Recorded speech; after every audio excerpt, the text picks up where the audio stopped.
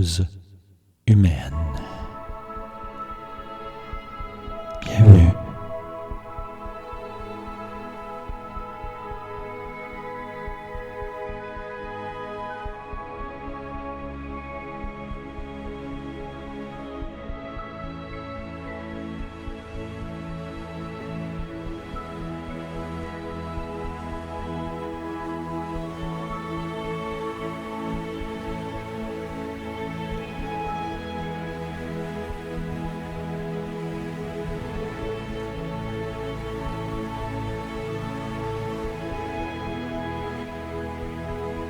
Aujourd'hui, un sujet vaste et mystérieux, la sagesse. Et lorsqu'on parle de sagesse, on parle souvent des Tibétains, du bouddhisme, même si c'est pas unique à eux. Et j'étais tombé sur cet article dans la revue qui existait dans les années 90, début 2000, Guide de ressources, qui était bien intéressante. Dans l'édition de janvier 1999, Arnaud Desjardins, qui était un fidèle collaborateur, dans son article « L'ami spirituel, regard sage sur un monde fou », il se questionnait sur la valeur, disons, de ces cours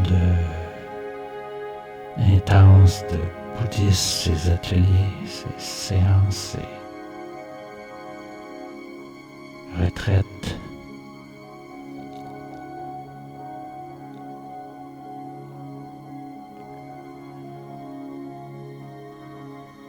Comme s'il y avait, dit-il, des méthodes si rapides, si efficaces, qu'elles permettraient d'accomplir en quelques week-ends intenses le travail que les bouddhistes et les hindous, très sérieusement motivés, réalisent traditionnellement en 10 ou 15 ans.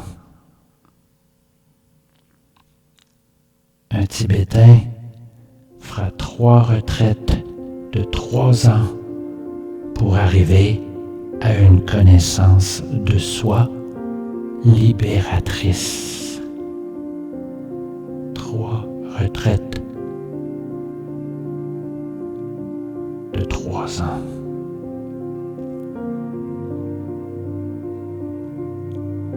La question de base est toujours dans les propos d'Arnaud Desjardins.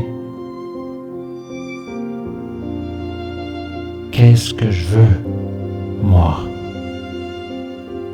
À quoi est-ce que j'aspire? Et aussi, comme second questionnement, que dois-je faire pour atteindre mon objectif? Ce qu'il faut faire alors, dit-il, c'est le nécessaire.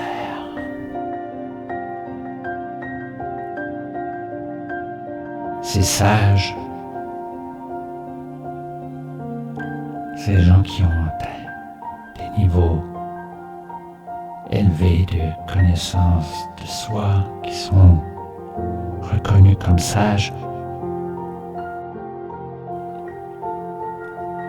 en parlant d'eux, Arnaud Desjardins écrit: ce n'est pas ce qu'ils ont de plus que nous, mais ce qu'ils ont de moins que nous. Ce qui nous encombre encore et dont eux, ils se sont libérés.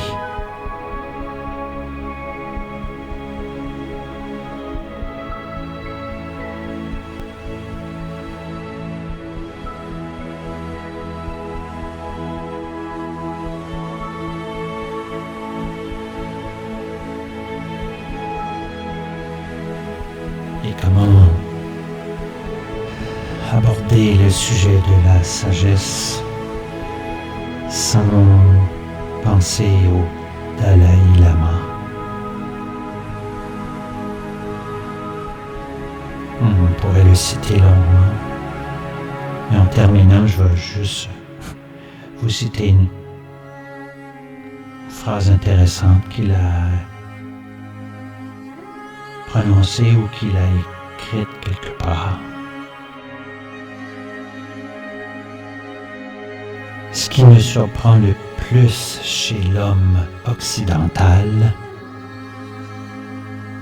c'est qu'il perd la santé pour gagner de l'argent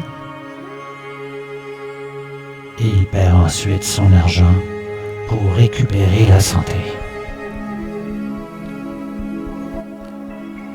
À force de penser au futur, il ne vit pas au présent et il ne vit donc ni le présent ni le futur. Il vit comme s'il ne devait jamais mourir. Et il meurt comme s'il n'avait jamais vécu.